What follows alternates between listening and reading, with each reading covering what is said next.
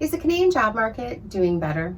Since mid-March, a lot of business closures and social distancing measures have been put in place. And we lost millions of jobs due to COVID-19. But now the restrictions on businesses are gradually easing. Does this mean that the labor market is recovering? I'm Christine Marinho. I'm the Director of Marketing for Canada's largest HR firm, Adecco. Today, I will show you what is happening in the Canadian job market with 6 recovery signs that we've gathered for you. Let's dive in. Recovery sign number 1. Employment rebounds and absences from work have dropped. In May, employment rose by 1.8%, and 3/4 of the employment gains from April to May were in full-time work, which accounted for an increase of 1.6%. Maybe it's too soon to speak, but we can definitely look at this as a sign for recovery in our labor market. Recovery sign number 2. As some businesses reopen, more Canadians are working from a location other than home. In May, 8 million Canadians who worked at least half their usual hours worked out of a location other than their own home, up from 7.2 million in April. This is another reason to be optimistic about the job market, as more people are going back to what we're going to call a new normal. Hopefully this number will continue to grow week over week to help us with the recovery. Recovery sign number 3. Employment rebounds more strongly in the goods producing sector. In May, employment rebounded stronger in the goods producing sector, which accounted for an increase of 5%. In comparison to the service producing sector, which we saw an increase of 1%. At Adecco, we partner with Canada's top goods producing companies, and there's a feeling of recovery across the country, especially our teams in Ontario who are seeing an increased demand for talent in the manufacturing industry. Recovery sign number 4, Quebec market showing strong employment numbers.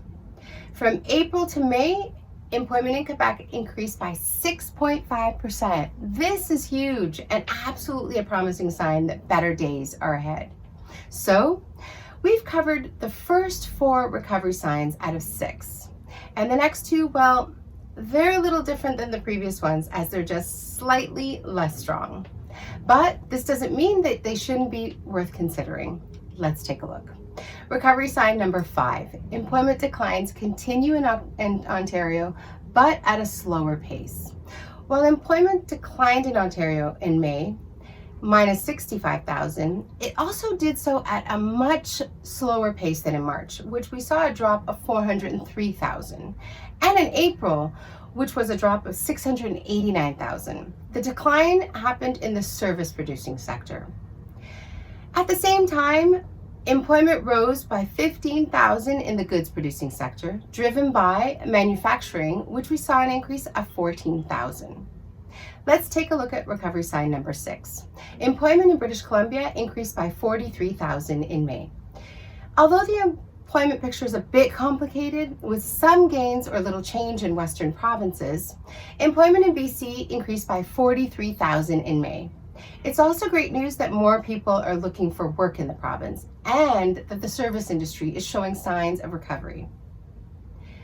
Even with these strong indicators of recovery, Canada's labor market has a long way to go to pre-COVID. Experts expect that Canada's employment rate will go up to 15% in May, a modern day record. On top of that, with the government employment financial aids in place, we see that many job seekers are reluctant to go back to work. And it's become a challenge for employers to attract the right talent. But there is a sign that people are feeling a bit safer about going back to work. We've seen an increase of 47% in the number of people applying to jobs weekly across the country on our Adecco website since the end of April. At Adecco, we help our partners through this difficult and unknown time and setting them up for the best results from their hiring efforts. Let us know what you think about this video. Please stay safe and remember that we are here to help you.